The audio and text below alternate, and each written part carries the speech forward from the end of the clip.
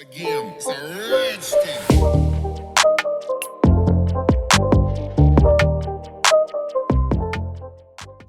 What is going on, guys? Welcome to this video. Today we're going to look at my personal Vim config or Neovim config. So let us get right into it. Now, before we get into the video, I want to thank all of my patrons for the support. Especially I want to give a big shout out to my two Vim God patrons, one of which has the name D, yes, that's his username, and the other one is Luke Lewis. Thank you guys very much for your support. I really appreciate it, and you can expect more cybersecurity related content on my Patreon page. Now, first of all, I want to mention that the whole config file can be found on GitHub. You just have to go to github.com/neural9, and then you have the repository called config files. And in here, you have the init.vim file for Neovim. You can, of course, rename it to vimrc. However, this video is not going to be an installation guide. I'm not going to show you how to set up Vim in that way, how to do it step by step. I'm just going to show you my config. You can definitely go ahead and copy the file. But first of all, you need to have plug install. You need to set up the individual plugins. This video is not a guide on how to do that. This video is just me sharing my config and my setup because a lot of people were asking about this and because I also find it kind of interesting, to be honest. And I'm a little bit proud of it because it looks kind of cool, I think. However, this video, again, is not a guide on how to set it up. If you want to have a guide on how to set it up, let me know in the comment section down below. Then I'm going to make a video on how to install plugins in general, how to install all those plugins, because some of those plugins, like Conqueror of Completion here, for example, you need some additional steps. You need some language servers and so on. So in this video, I'm going to share my config, but I'm not going to show you step by step how to install it. Alright, so let us get into the config. On Windows, I'm using the Ubuntu terminal, the Linux subsystem for Windows, but I also have a second laptop which is running Linux natively. There I use the same config, so it works natively. It works in the subsystem for Linux. I think the only difference is a couple of icons are not working in the Linux subsystem, but I guess that's fixable if you take the time to care about this. So let's look at a config file. It's located in the user directory .config/nvim/init.vim. At least if you're using Neovim, otherwise you have to look at your vimrc file. But one plugin is not going to work in Vim. It's the COC, the Conqueror of Completion. This year is not going to work in ordinary Vim. It's a Neovim plugin, but besides that, I think everything should be working in ordinary Vim as well. But before we get into the plugins, we're going to talk about those settings up here. The first one is set number. This is a very basic setting just to show the line numbers, obviously. And then we have also set relative number. Now, if we are here at line 18, what we can do is, or not what we can do, but what we see on the left is that this is not line 17 and 16 and 15, but we get the relative line number. So how far away is it from the current line number?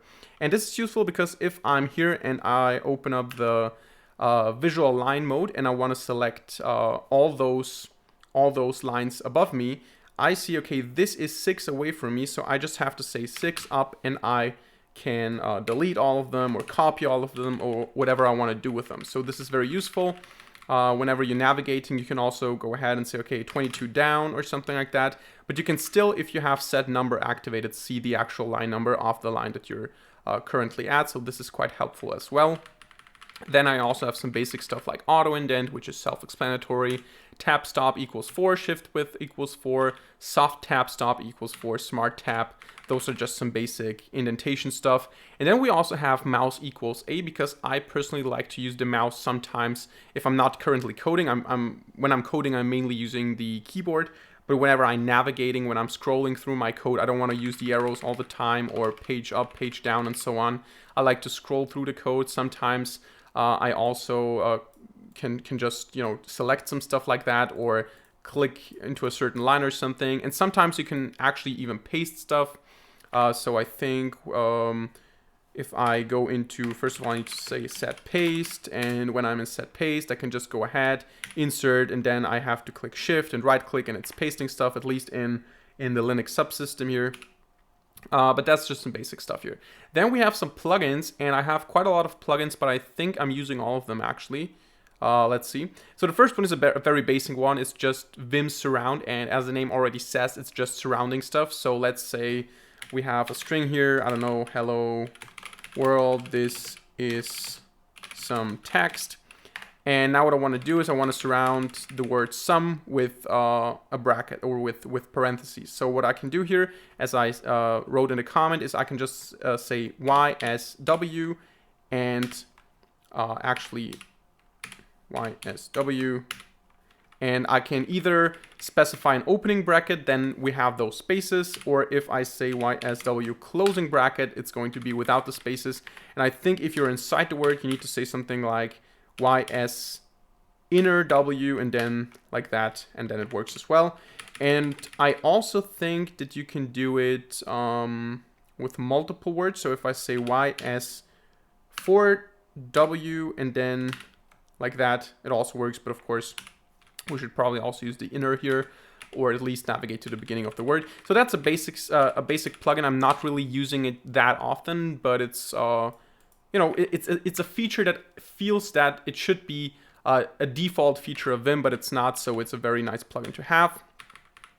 Then we also have NerdTree, which is probably one of the most important plugins here, because that's the file tree or the directory tree on the left. We can activate it here.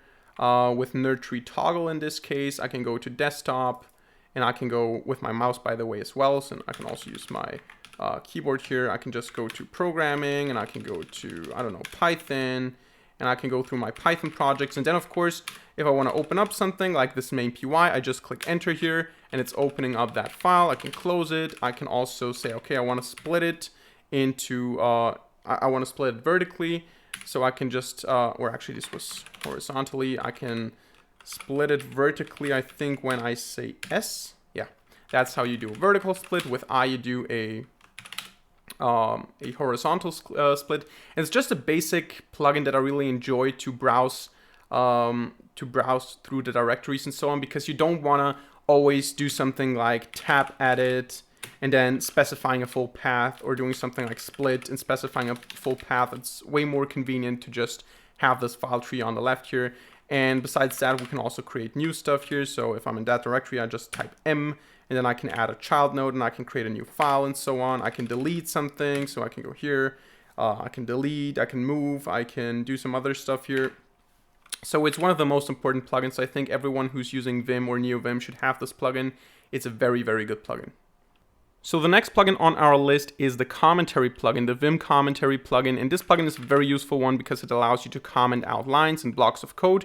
So if I want to comment out that line here, I just type GCC and it's commenting out that line. I can type GCC again and it's uncommenting that line again.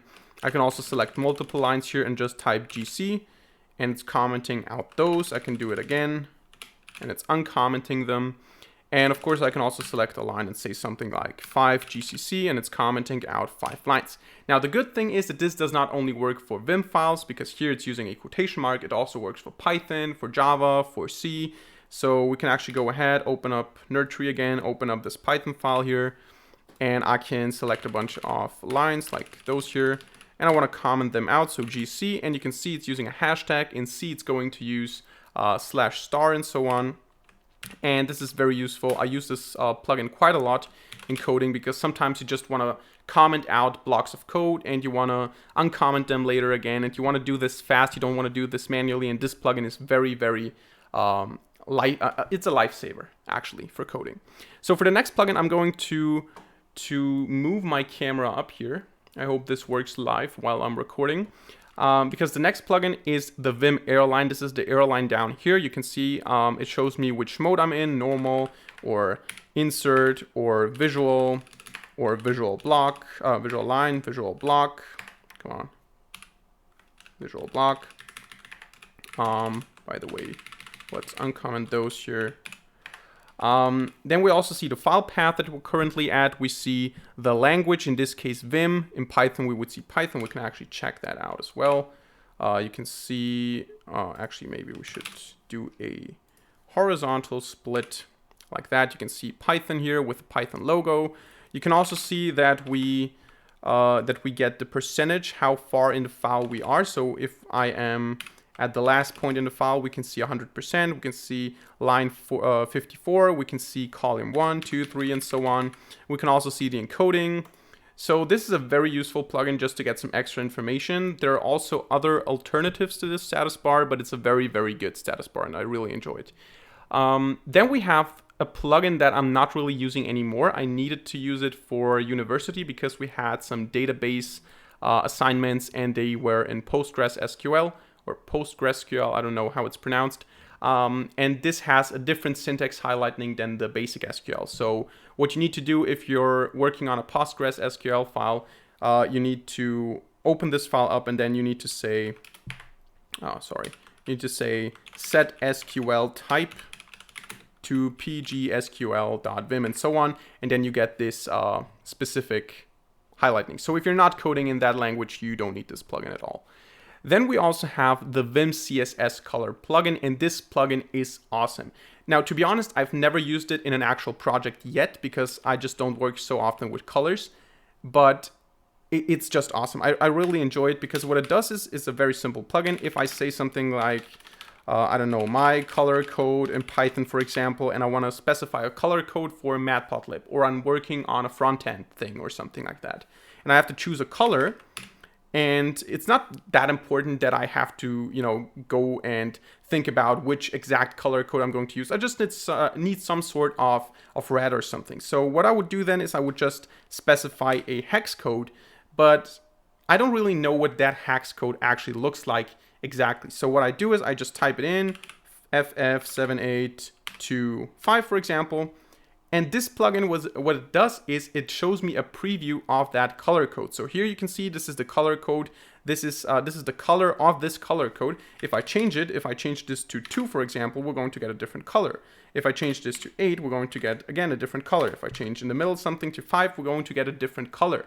And whatever color we get the preview here. Again, I'm not really doing much design work. I'm not really working a lot with colors. But this is very awesome, and I really like this plugin. Next up, we have awesome Vim color schemes, and this is just a collection of interesting color schemes. And if I press tab here, you can see that there are a bunch of color schemes that we can choose from. For example, GitHub here is a different color scheme, a very ugly one. Then we have, I don't know, let's go and try Gruffbox here. That also doesn't look very good. Color scheme. Then we have, I don't know, Nord or something like that. The one I'm using is called Jelly Beans. It's also part of this plugin. And you can see down here, if we scroll down, color scheme Jelly Beans, this is whatever.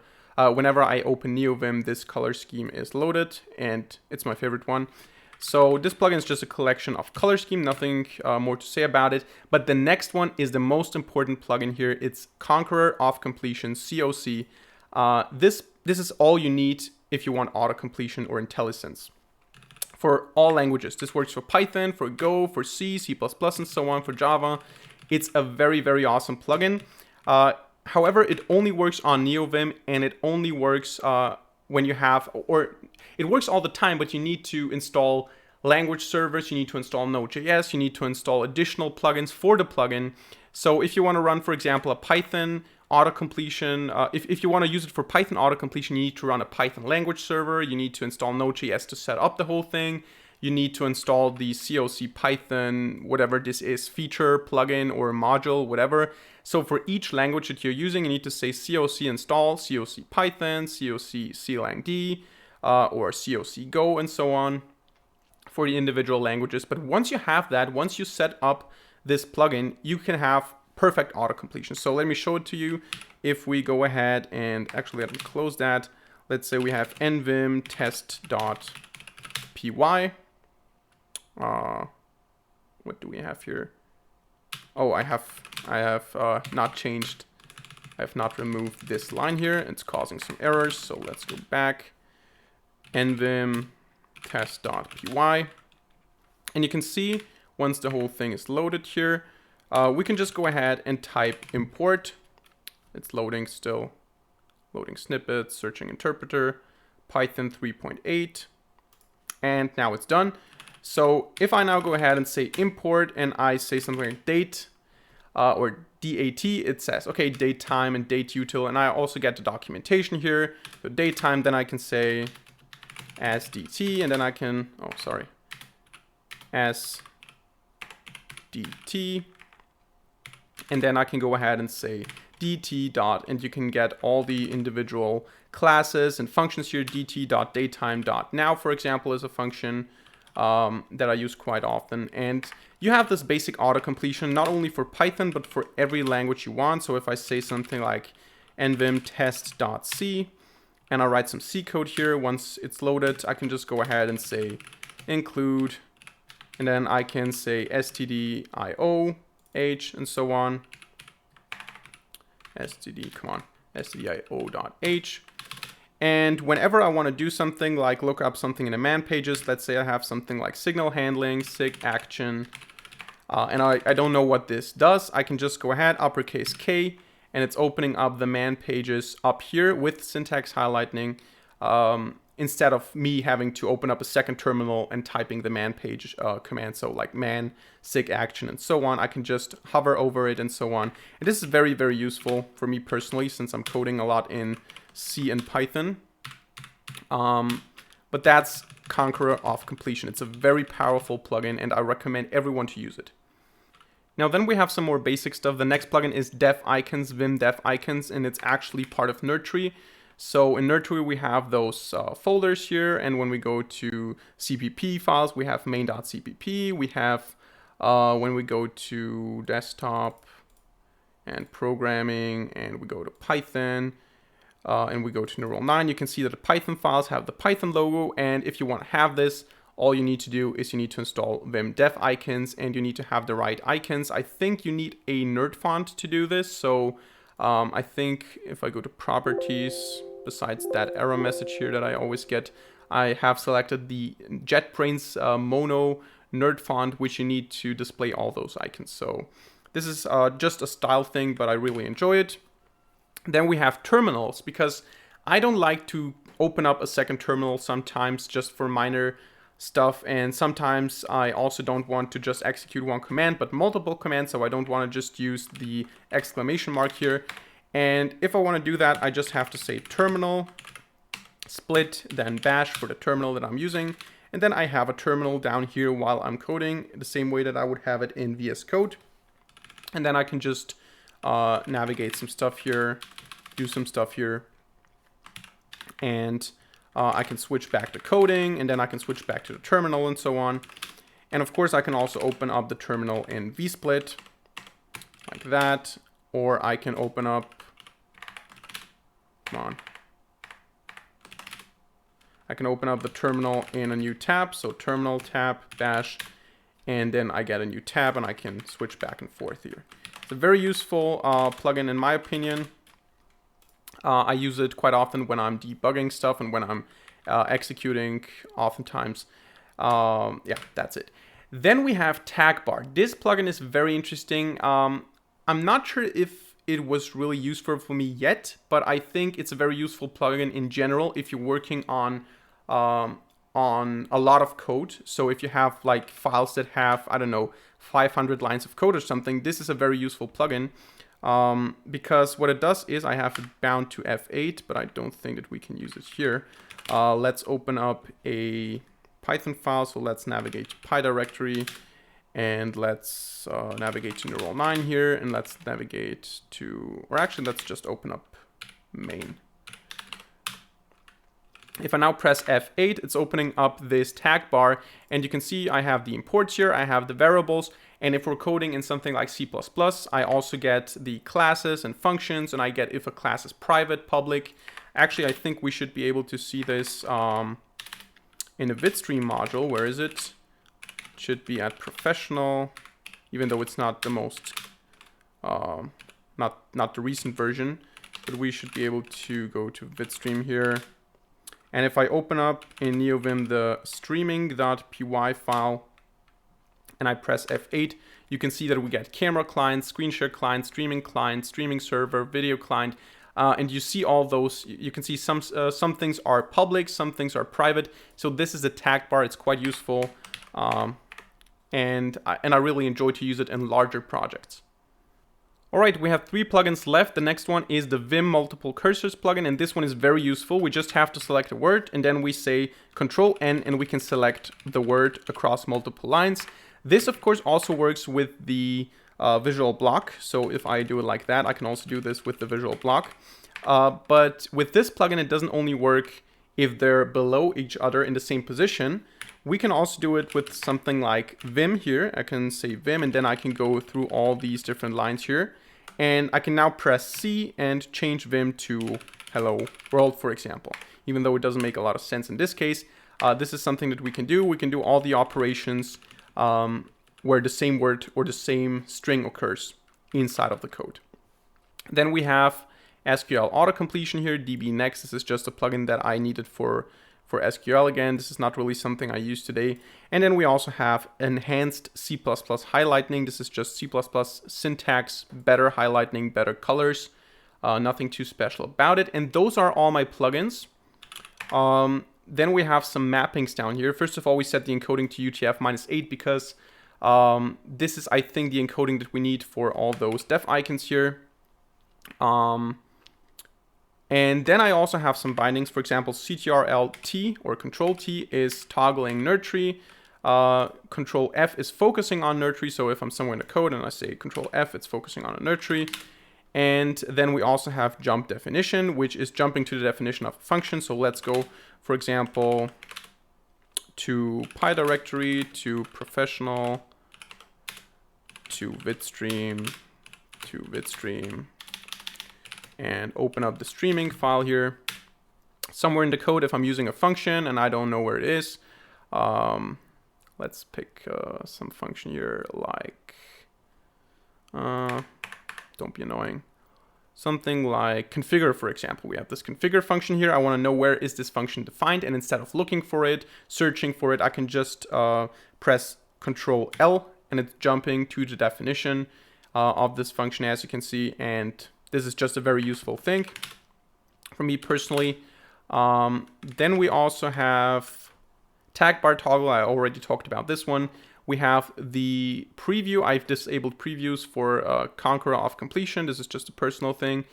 Color scheme, I already talked about that. And then we also have, I changed the characters for the NerdTree arrows, directory arrows, because the default wasn't displayable on Windows at least. So I wasn't able to display it on my Windows machine.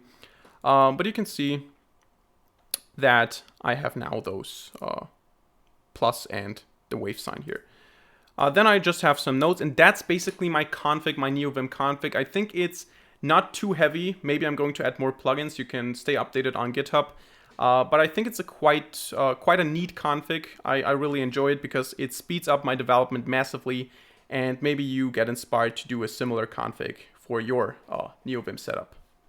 So that's it for today's video. I hope you enjoyed it. I hope you learned something. If so, let me know by hitting a like button and leaving a comment in the comment section down below. And of course, don't forget to subscribe to this channel and hit the notification bell to not miss a single future video for free.